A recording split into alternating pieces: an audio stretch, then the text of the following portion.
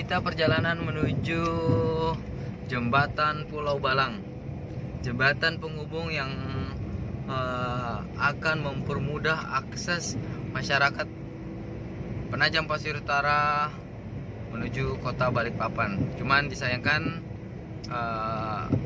bentang panjang sampai saat ini belum ada progres nyata, dan kita berharap semua agar bentang panjang ini nantinya bisa cepat selesai sehingga masyarakat Penajam Pasir Utara bisa betul-betul merasakan kehadiran ibu kota negara di kabupaten tercinta. Ikuti terus Sampul Said, kita akan lihat bagaimana kondisi jembatan penghubung.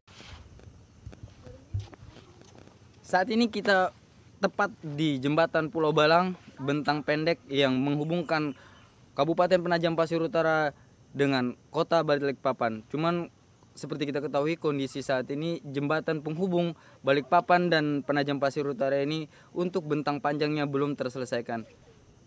Masyarakat Penajam Pasir Utara punya ekspektasi tinggi tentang jembatan terselesaikan. Masyarakat menyambut meriah, namun kondisi berkata lain. Akses jalan menuju penghubung Balikpapan Penajam Pasir Utara ini sangat dibutuhkan oleh masyarakat Penajam Pasir Utara. Dari beberapa narasumber yang sudah kita temui, ini akan membuka ekonomi masyarakat Penajam Pasir Utara yang hari ini ditunjuk menjadi ibu kota negara. Ikuti terus sampai akhir, kita akan tanya orang-orang yang punya kompetensi untuk menjawab semua pertanyaan-pertanyaan terkait tentang masalah bagaimana kelangsungan jembatan penghubung Balikpapan Penajam Pasir Utara dengan kota Balikpapan yang akan nanti menunjang kota atau ibu kota negara.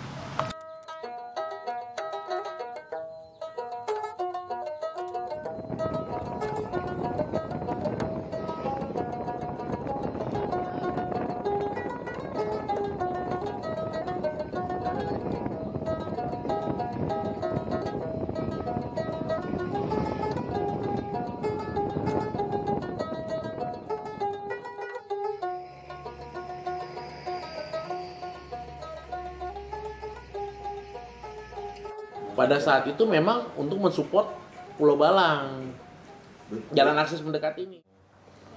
Assalamualaikum warahmatullahi wabarakatuh. Kembali lagi di Sampul Said. Hari ini kita berkunjung di ruangan Kabak Pembangunan Penajam Pasir Utara, tepatnya di kantor Bupati Penajam Pasir Utara. Terima kasih Pak Kabak Pembangunan Niko Herlambang. Yeah. Makasih Bang, udah saya izin minta panggil Abang aja ya. Abang aja nggak apa-apa. Izin Bang, IKN hadir ke Penajam Pasir Utara hari ini jadi hal yang menarik kemudian untuk kita bahas, karena ini bicara tentang masalah pembangunan Penajam Pasir Utara yang akan berdampak ke masyarakat. Bagaimana sih proses pembangunan IKN dulu Bang, kalau Abang melihat itu? Jadi memang IKN ini jadi berkah ya buat kita. Artinya walaupun di segala polemik yang ada terkait banyak yang tidak menerima, banyak yang menolak dan lain-lain, sebenarnya kita harus menjalani fase ini memang. Karena apapun yang berproses di saat ini itulah bagian dari terwujudnya IKN ini. Dan IKN ini lahir bukan ujuk-ujuk tiba-tiba PPU langsung tanpa hujan, tanpa angin tiba-tiba jadi ditunjuk jadi ibu kota. Jadi kita harus ingat bahwa kita sudah masukkan cita-cita menjadi ibu kota negara ini dalam kita sudah ajukan sudah lama prosesnya ini, dan kita masukkan jadi mimpi kita yang kita taruh di kapsul waktu. Betul. Artinya kalau kita sudah cantumkan di kapsul waktu pada saat jauh sebelum IKN diwujudkan, artinya kita sudah ada grand design menuju ke sana. Karena memang pada saat kita pertama kali bertemu dengan Pak Andrianov Caniago yang pada saat itu sebagai kepala Bappenas, nggak pernah didengar menyebut PPU aja berulang-ulang kali. Penajam Pasir Utara itu dia tidak paham posisi dan lain-lain. Titik posisinya. Artinya pada saat itu kita presentasikan tentang konsep pembangunan di Penajam Pasir Utara pada saat itu untuk memperoleh pendanaan dari Bappenas. Awalnya dari situ. Nah tiba-tiba kita dimasukkan dalam salah satu list yang punya kandidat bisa dimasukkan sebagai ibu kota negara. Pada saat itu topik tentang pemindahan ibu kota itu belum jadi hal yang didiskusikan pada saat bahkan itu. masih aneh kalau seandainya PPU bilang Iya, IKN. karena pada saat itu kita memasukkan dalam kapsul waktu pun tidak ada yang percaya, bahkan hanya 2 orang sih pada saat itu, ya Pak Yusran dan Pak Awang pada saat itu yang meyakini itu. Pak Yusran membuat statementnya, Pak Awang, makanya kalau dicek kapsul waktu yang Kukar nggak ada. Kapsul waktunya Kukar itu tidak ada menyantumkan sebagai ibu kota negara. Yang berani secara tegas dan yakin, confident pada saat itu hanya Penajam Pasir Utara. Silakan dicek di kapsul waktu itu. Kita sudah men-statement bahwa dimungkinkannya Penajam Pasir itu sebagai ibu kota dalam jangka waktu pada saat itu perkiraan kita di 40 tahun. Ternyata kan tidak. Dalam 5 tahun ke depannya sudah jadi ibu kota. Ternyata 10 tahun lah kalau dengan proses ini. Untuk bicara tentang penetapan waktu, sebelum kita bahas bicara tentang proses pembangunan Bang ya. Statement Presiden pada beberapa tahun yang lalu atau 2 tahun yang lalu terkait tentang masalah ditunjuknya PPU menjadi ibu kota negara, sebenarnya bocoran itu sudah tahu Pak Bang. Kalau di kita sebenarnya kita tidak dengar bocoran, artinya kita waktu itu kita confident lah. Terutama saya kan waktu itu kan membuat beberapa kali statement ya, artinya berbeda dengan orang-orang kita, bahkan yang menyuarakan untuk sebagian ada di kita, sebagian daerah lain itu kan sebenarnya jadi titik tengah kita, karena pada saat itu diskusikan adalah di wilayah Tahura kan pada saat itu yang lagi ramai dibicarakan. Tapi kita tahu secara fungsi keruangan kawasan hutan itu tidak memungkinkan. Yang paling memungkinkan dan bebas dari gangguan pada saat itu adalah di Penajam Pasir Utara. Inilah yang kita terus propose ke teman-teman di Bappenas. Sampaikan teman di Bappenas, ini loh probability-nya seperti ini. Dan kita tertolong, memang blessing in disguise kita adalah secara fungsi keruangan dan lahan itu memungkinkan, didukung juga dengan kondisi geografis dan geologisnya. Walaupun ada beberapa pernyataan, saya udah berapa kali diskusi dengan Pak Andang ya, karena sama-sama background kita kan sama-sama geologis ini. Pak Andang dulu sebagai senior juga di geologi menyatakan bahwa ibu kota secara geologi ada beberapa kelemahan. Tapi kan saya statement pada saat itu, tidak ada satu titik pun di muka bumi yang secara geologis itu aman. Nggak ada. Cuman kan kita pilih yang paling minimal. Dipilih di Jawa pun juga tidak aman, ada gunung berapi dan lain-lain. Kita dipilih Sulawesi pun juga tidak aman. Termasuk PPU dengan banjirnya. PPU dengan banjirnya itu menjadikan salah satu isu memang yang banyak diangkat. Tapi sebenarnya itu masih bisa diatasin. Karena yang tergenang ini adalah daerah-daerah yang dekat dengan aliran air sebenarnya. Artinya tapi memang secara fungsi kontur dan lain-lain, apalagi penempatan yang di titik ibu kota sekarang itu kan sudah jauh dari daerah aliran sungai. kalau Artinya titik aman. Makanya pada saat itu ketika usulan pertama Rimba Nusa yang sempat saya kritisi di media, itu ketika dia terlalu menggeser ke arah laut. Makanya sempat gak ingat kita ada namanya Danau Pancasila dan lain-lain. Itu kan jelas nggak mungkin. Saya ngomong ke orang Jakarta, nggak ada Danau Pancasila. Karena di situ bentuknya rawa-rawa. Kalau kalian bangunnya jadi jangan membangun. Jadi jangan mengilustrasikan seolah-olah kayak di Raja Ampat yang kondisi air gini, itu nggak mungkin di PPU karena kita daerahnya pasang surut. Dibangun dekat dengan laut itu akan berdampak kos pembangunannya tinggi karena sedimentasinya besar, fungsinya rawa banyak dan rawan konflik karena penduduk kami ini adalah penduduk yang bermukim di pesisir. Itu yang jadi titik yang kita jelaskan ke teman-teman di Bappenas.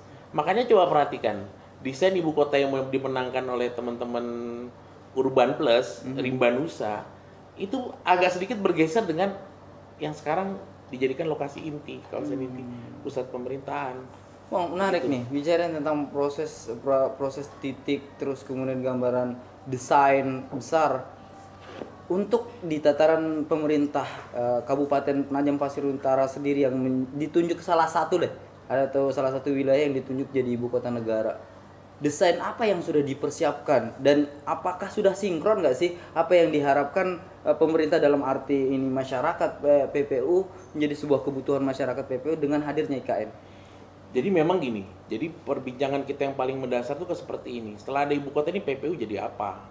Kan seperti itu. Jadi kalau kita dengar statement terakhir kan berfungsi sebagai penunjang pangan, artinya oke lah itu kita bisa terima itu karena Penajam di Kaltim pun sebagai lumbung pangan itu masuk akal. Tapi jangan lupa kita harusnya diberikan akses juga untuk pengembangan supporting kehidupan teman-teman di IKN tadi dengan mengembangkan industri kita. Industri kita harus hidup. Satu, di luar industri kita harus mengembangkan sisi properti. Kenapa properti ini jadi perbincangan yang menarik? Sekarang Anda bisa bayangkan di titik yang kawasan Sepaku itu Mostly itu 70% itu adalah kawasan hutan. 30% adalah yang bersifat non hutan atau KBNK.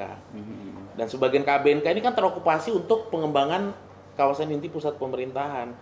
Tidak mungkin teman-teman PNS tadi yang tinggal di ibu kota tadi tidak berkeinginan untuk memiliki rumah landed house. Karena kan dia bersifat kayak apartemen kan. Nah, dia pasti akan memiliki keinginan untuk landed house. Dia akan membawa keluarganya, dia akan membawa sanak keluarga dan teman-teman swasta yang berinvestasi. Ini kan belum ada posisi yang pas. Nah, yang paling pas itu di PPU.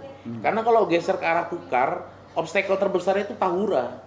Tahura tidak mungkin dijadikan kawasan properti. Mau pilih mana lagi? Geser ke Balikpapan. Geser ke Balikpapan nggak mungkin, wilayahnya sudah sempit, harga tanahnya mahal. Solusinya itu memang menggeser ke PPU. Nah, ini yang kita dulu sampaikan ke teman-teman Bappenas, harusnya mulai dipikirkan.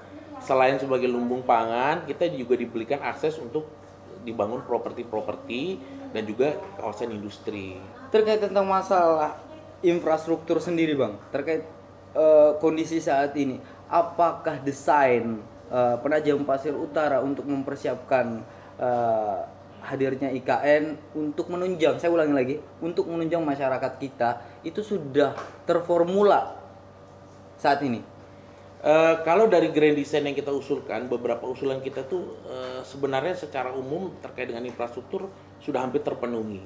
Dulu kita kesulitan, dulu gini, ingat aja, dulu kita kesulitan untuk menganggarkan bendungan dan lain-lain. Faktanya bendungan Sepaku bisa terbangun tuh dengan luasan hampir 365 hektar, ditambah lagi dengan intake Sepaku. Yang dulu kita untuk memenuhi kebutuhan air bersih teman-teman keluarga kita yang ada di Sepaku tuh kesulitan. Karena memang bendungan ini kan besar, itu satu. Yang kedua, dimungkinkannya dibangunkannya bendungan Telake. Yang menjadi sumber air untuk kawasan pangan kita. Jadi jangan sampai tertinggal, karena kan sekarang kan Telake belum dianggarkan nih. Karena katanya digeser untuk intake Sepaku Semoy. Wajar, intake Sepaku itu diperlukan untuk pembangunan kawasan KIPP. Tetapi kalau kita mau ditetapkan sebagai kawasan pangan, harus dibangun itu intake harusnya Telakenya. Nah, terus bagaimana mau jadi penyangga pangan ceritanya? Nah, juga jadi perhatian tadi apa, dengan bantuan infrastruktur dari pusat ini akhirnya terselesaikannya Pulau Balang. Apa kabar Pulau Balang, Bang? Ya, Pulau Balang ini jembatan yang... Bentar dulu, Bang, sejujur Bang nih, kalau bicara tentang Pulau Balang tuh kayak gini ya, Bang. Kemarin tuh kan rame nih di media sosial, di media kayak selebrasi bukan pada waktunya kalau saya ngelihat pada menit. Nah, hari ini, Bang, kondisinya saya pikir ya kita bisa lihat ini baru bentang pendek loh. Terus bagaimana nasibnya hari ini, Bang? Jadi gini, banyak orang yang memahami secara salah yang namanya jalan akses pendekat Pulau Balang. Jadi biar teman-teman netizen yang menonton hari ini juga paham bahwa yang namanya jalan akses pendekat Pulau Balang itu ada dua sisi. Sisi Balikpapan dan sisi Penajam. Sisi Penajam itu dimulai dari dari kawasan Nenang menuju ke kawasan industri Buluminung, lanjut ke jembatan Sungai Riko, naik ke Gersik, lewat ke Pantai Lango, tembus sampai ke Pulau Balang. Itu sepanjang hampir 20 kilo. Dan itu belum ada progres sampai saat ini, Bang? Sampai saat ini yang baru terbangun adalah di sisi yang mendekati bentang pendek sepanjang 2,5 kilo. Itu yang jalan yang sudah terbangun. Jadi kan kalau ada pernyataan dari teman-teman di provinsi untuk menyerahkan ini ke pusat, itu kan baru sisi Balikpapan. Kan lucu, kita ini karena ada perencanaan provinsi itu tadi, perencanaan yang namanya jalan akses pendekat Pulau Balang tadi, lahirlah 7 paket proyek yang di-create oleh kabupaten kota untuk mensupport supaya jalan ini berfungsi. Lahirlah jalan akses Riko menuju Pulau Balang, link 1 dan link 2. Yang sekarang kita lihat yang kita lihat akses dari Riko menuju ke Pulau Balang, itu jalan yang dibangun oleh kabupaten kota. Bukan jalan provinsi itu. Ini harus dicatat baik-baik ini. Bukan jalan provinsi, itu jalan dibangun kabupaten kota. Yang bersumber dari dana pinjaman sebesar 348 miliar. Artinya kita sudah pernah investasi. Artinya kita investasi luar biasa. Berapa besar investasi yang sudah pernah kita masukkan di situ? Dari pinjaman kita itu hampir 348 miliar. Itu dari pinjaman. Di luar APBD kita. APBD kita untuk membantu proyek jalan akses pendekat Pulau Balang kita keluar tambahan hampir 200 miliar lagi. Artinya hampir setengah T. Setengah T kita berkontribusi dan berinvestasi untuk terwujudnya yang namanya integrasi antara kawasan Buluminung dengan kawasan Karyangong. antara dua tempat ini kan yang jadi ide pemikiran sebelum ada IKN loh ya. Dan sebelum bagaimana ada IKN kita fokus di situ. Nasibnya bagaimana? Per hari kemarin itu bicaranya bahwa sudah disetujui dari pusat untuk melakukan proses pembebasan di sisi Balikpapan 14 kilo.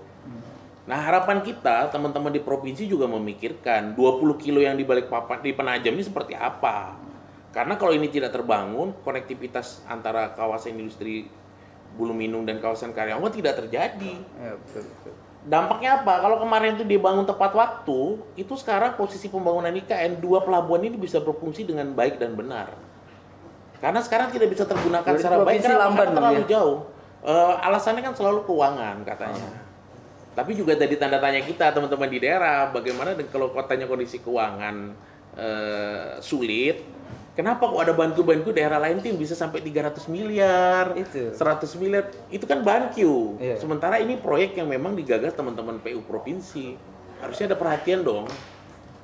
Jangan sampai kita sudah berkontribusi sampai setengah T lebih, provinsi tidak melanjutkan proyeknya yang diperencanakan oleh mereka. Benar, menarik nih Bang. Dengan kondisi hari ini IKN itu bagian dari sebuah kebutuhan masyarakat kita yang harusnya dapat dampak yang benar, dampak yang sebenarnya. Maaf nih, kesan yang muncul saya secara pribadi yang ngelihatnya kok kita nggak jadi skala prioritas ya. Jadi gini, kalau dibilang kita tidak skala prioritas juga kurang tepat. Karena untuk pembangunan Pulau Balang saja, untuk pembangunan bendung Sepaku Semoy, pembebasan Telake, intake bendung, perbaikan jalan di Sepaku dan lain-lain itu udah cukup banyak yang dibangun oleh provinsi. Cuman ini beda pendulum circle yang terbangun ini agak sedikit berbeda. Kalau dulu kita fokusnya adalah circle Penajam Balikpapan. Nah sekarang ini kan banyak arah pembangunan tadi yang circle-nya mengarah antara kawasan IKN menuju ke Balikpapan, Kukar, dan intinya ke bandara. Dan kita tidak bagian dari situ. Belum. Belum. Kalau saya berpikir positifnya belum. Karena memang itu kan. Karena saya dengar jalan tol yang bakal direncanakan jembatan tol ini kita juga di pending dulu katanya. Ya itu kita kemarin dengar ya. Jadi memang supaya orang paham ya kenapa jembatan tol Teluk Balikpapan ini bagi kita yang di Penajam itu sangat diperlukan. Karena memang walaupun akses terbangun di sisi utara dari Penajam termasuk di Pulau Balang dan di IKN itu terlalu jauh buat saudara-saudara kita yang ada di Penajam untuk mengakses ke bandara. Seberapa penting sih Bang? Seberapa penting? Penting sekali karena kalau tidak ada itu Anda bisa membayangkan ketika IKN itu terbentuk, teman-teman dari Jakarta atau Pulau Jawa yang bermukim di IKN dengan mudahnya ngangkat tas, naik ke akses tol IKN, terus kemudian ke bandara. Ke bandara, pulang ke Jawa, sementara kita harus ngangkat tas kita, naik lotok, naik speed, bersusah payah untuk menuju ke Balikpapan, dan Balikpapan di depan mata. Kalau akses ini tidak termudahkan, sulit itu untuk menggeser kebutuhan properti tadi. Artinya orang sulit untuk mengakses. Kalau orang dipaksa untuk melewati Pulau Balang kan terlalu jauh. Tidak ada, dan harus diingat tidak ada wilayah yang berpotensi besar untuk dibangun kecuali di PPU untuk properti. Kita harus ingatkan seperti itu. Artinya jangan hanya cuma lumbung pangan, tapi kita seimbangkan antara kebutuhan pangan dengan kebutuhan pengembangan wilayah, terutama terkait dengan properti dan lain-lain. Dan juga kawasan industri. Nah ini, kawasan industri. Hal ini sudah pernah disampaikan belum Bang? Terkait tentang masalah, karena jujur ya, artinya butuh kesinkronan antara pemerintah pusat dengan desain yang sudah dibuat oleh pemerintah daerah jauh sebelumnya. Kan ini untuk menyingkronkan, jangan sampai kemudian hasil investasi yang dulu kita pernah lakukan itu sia-sia. Ya, jadi memang kalau dibilang sia-sia juga enggak lah, karena infrastruktur apapun yang terbangun itu pasti akan bermanfaat buat masyarakat. Cuman maksimal atau tidaknya yang jadi tanda tanya. Nah, itu yang jadi problem sebenarnya. Artinya kalau yang kayak seperti perencanaan jalan akses pendekat Pulau Balang sisi Penajam ini tidak terselesaikan oleh teman-teman provinsi, konektivitas antar dua kawasan industri ini tidak terbentuk. Artinya investor-investor pun kurang tertarik. Nah kalau ini sudah terbentuk circle-nya antara kawasan industri Karyango, Buluminung dilanjutkan dengan ibu kota, itu jadi hal yang menarik. Karena ingat, ibu kota itu tidak ada kawasan industri. dia sudah state bahwa ibu kota itu tidak ada kawasan industri. Murni Makanya pemerintahan konsepnya Rimba Nusa. Rimba. Rimba Nusa, kita belum tahu juga realnya seperti apa. Tapi yang pasti tidak ada kawasan industri di ibu kota. Kalau boleh tahu nih Bang, seberapa serius sih? Karena saya pikir kan yang Abang cukup intens ya komunikasi dengan pemerintah pusat terkait tentang masalah proses pembangunan IKN. Eh, Seberapa penting sih pembangunan kita kalau Abang menilai sendiri? Mereka mensupport kita. Jadi gini, kalau mensupport kita sudah cukup maksimal lah. Artinya jalan yang dulu di Sepaku yang hancur dan ini sudah bisa terbangun. Sekarang lagi dilanjutkan lagi dengan proses pelelangan jalan dari kawasan Istana menuju ke Silkar. Itu juga udah dibangun. Iya Bang, benar. Enggak, saya potong. Terkait tentang masalah oke, mungkin itu daerah Sepaku Bang. Tapi hari ini kan PPU itu nggak cuman Sepaku Bang. Betul, PPU betul. itu ada Waru, ada Babulu, bahkan ada Penajam yang hari ini saya pikir apalagi titik pemerintahan kita adalah di Kecamatan Penajam ya atau di Penajam sendiri. Nah, ini dampak di masyarakat kita sendiri kan harus ada dan bagaimana dirasakan kalau IKN atau Sepaku maaf nih kalau Sepaku ya itu otomatis lah artinya kan dibangun sama pemerintah pusat. Nah, hari ini daerah terkhusus bicara tentang masalah Penajam Pasir Utara. Ya memang kita harus menggeserkan pola pemikiran di pusat bahwa ada something yang harus dibangun di kawasan kita. Makanya kita dulu kan menawarkan dua konsep, satu kawasan industri Buluminu, satu adalah kawasan waterfront city kita. Nah, dua ini bagaimana mendeliver dua kawasan strategis ini bisa menjadi perhatian pusat. Itu memang tugas kita di daerah, artinya kita harus mendeliver itu. Karena memang kalau bicara pusat, dia pasti akan berpikir mana yang tanggung jawab dia, artinya jalan yang dibangun di jalan negara. Kalau yang jalan kabupaten kota kan sudah kewenangan dari kabupaten kota.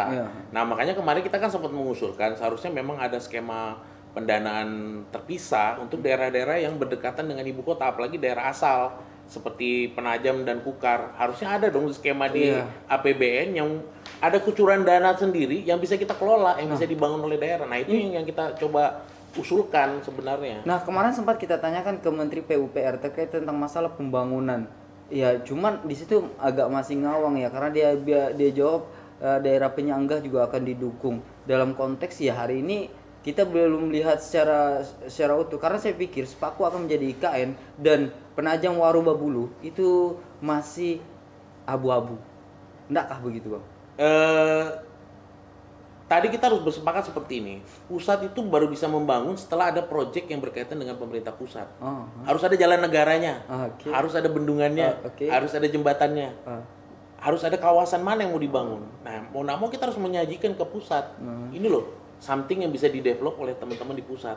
Kalau tiba-tiba pusat bangun jalan kampung di Nenang ya nggak mungkin. Pusat membangun ini, makanya kita memberikan ide ke pemerintah pusat.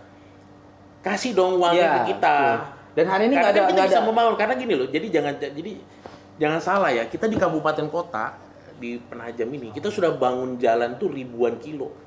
Kita bangun jalan yang rigid beton itu sudah hampir ratusan kilo dengan kondisi bagus dan bisa dinikmatin. Hari ini orang bisa ke Pulau Balang itu PPU yang bangun. PPU yang bangun. Karena kalau tidak ada jembatan Riko menuju Pulau Balang, itu seperti kayak jembatan Abu Nawas memang di tengah-tengah antar kota tidak ada yang bisa mengakses. Nah, seperti itu artinya jangan ragu-ragu memberikan dana ke daerah itu kita bisa manfaatkan kok.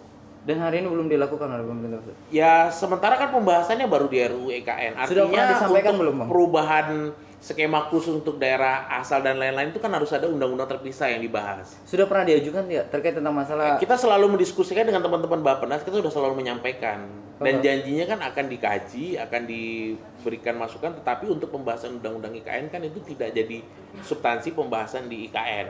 IKN ini bicaranya adalah tentang ANSI, bagaimana ibu kota ini bisa lahir di skema undang-undang yang akan dibentuk gitu. Oke, terakhir Bang, apa yang Abang harapkan dari semua yang terkhusus bicara tentang jembatan tol, terus kemudian bicara tentang jalan penghubung Pulau Balang, akses penghubung? Ya harapan kita gini, ada kejelasan lah, minimal terkait dengan pendanaan jalan akses pendekat Pulau Balang sisi Penajam, kelanjutannya dari 2,5 kilo yang sudah terbangun, itu bagaimana bisa terhubung dengan kawasan industri kita. Artinya kawasan industri kita ini bisa bertumbuh dan bisa mensupport Karyangau dan juga bisa mensupport ibu kota. Diberikan akses jalan yang memudahkan kita. Kalau posisi sekarang dia harus melalui Silkar lanjut ke Al-Ulananang masuk ke dalam ataupun ini kan terlalu jauh. Harus ada jalan pemotong tadi, entah melalui Sungai Riko dengan jembatan tadi atau seperti apa, itu yang kita perlu tunggu. Jadi kalaupun itu jembatan adalah hal yang mahal untuk dibangun, jembatan Sungai Riko, infonya kan biayanya cukup mahal. Minimal jalan akses menuju ke sana udah terbangun. Artinya ada keseriusan. Ada keseriusan, jangan juga berarti tidak serius Bang di ya? sisi Penajam tuh hanya 2,5 kilo dari 20 kilo, kan naif. Iya. Kalau Anda menyatakan itu kesulitan, kalau sudah Anda bangun 50% nggak apa-apa. Tapi kalau cuma baru berapa persen Bang? 10%-an kurang kan juga lucu. Sementara kita udah berkontribusi cukup banyak. Gitu. Oke, terima kasih Bang. Saya berharap kunjungan kami dari tim Sampul Said datang ke sini bisa dibalas di studio karena banyak hal yang saya pikir perlu kita diskusikan terkait tentang masalah bagaimana sih proses pembangunan daerah kita agar betul-betul menerima dampak. Karena saya pikir ini desain besar yang harus disiapkan pemerintah kita sendiri dan pemerintah pusat itu sendiri juga untuk bisa sinkron. Ya memang kalau harapan saya sih kita harus tetap selalu optimis lah. Jangan sampai mimpi kita yang sudah kita masukkan di kapsul waktu itu buyar untuk hal-hal yang nggak substansi. Artinya kita bolehlah kecewa 1-2 hal, kita boleh kecewa 1-2 orang, tapi kita tidak bisa melupakan mimpi besar tadi bahwa keinginan menjadi ibu kota itu memang mimpi yang kita inginkan sama-sama. Ada orang bertanya ke kita, bagaimana gini? Kalau kita hidup dalam ketakutan akan sebuah perubahan, kita tidak akan dapat kemajuan apapun. Karena lebih baik kita berubah, kita mencoba sesuatu yang baru, minimal kita udah merasakan hal yang baru dan itu kita perjuangkan. Menjadi ibu kota itu bukan pemberian, itu perjuangan. Ya kan? Artinya pembangunannya pun harus diperjuangkan. Termasuk daerah-daerah yang ada di Penajam Pasir Utara. Jadi jangan terlalu khawatir lah kota penyangga akan ditinggal dan lain-lain. Itu filosofi ibu kota itu, ibu kota memang kejam, ibu kota memang keras, tapi kita harus berjuang. Jangan takut. Jadi teman-teman wartawan juga jangan sampai teman-teman wartawan juga jadi tamu di ibu kotanya. Karena Anda harus ingat yang datang nanti adalah wartawan-wartawan kaliber yang ada di ibu kota sama dengan dan kita. Sama kaliber kita sebenarnya. Nah, sama betul. kaliber. Makanya harusnya kita udah bersiap. Nah, makanya kita dukung Sampul Said ini. Oke. Jadi minimal di ibu kota baru sudah ada podcast yang bagus selain Deddy Kobuser kan. Deddy Kobuser di ibu kota lama. Oke Bang, terima kasih banyak Bang ya sudah nyambut kami dan mau berdiskusi. Ke depan saya berharap bisa disambung lagi. Siap. Dan bahas sesuatu yang lebih luas dan menjadi nilai edukasi buat masyarakat secara umum dan secara keseluruhan. Terima kasih, saya Said Hasan bersama Kabag Pembangunan Niko Herlambang. Billahi taufiq wal hidayah. Assalamualaikum warahmatullahi wabarakatuh. Waalaikumsalam warahmatullahi wabarakatuh.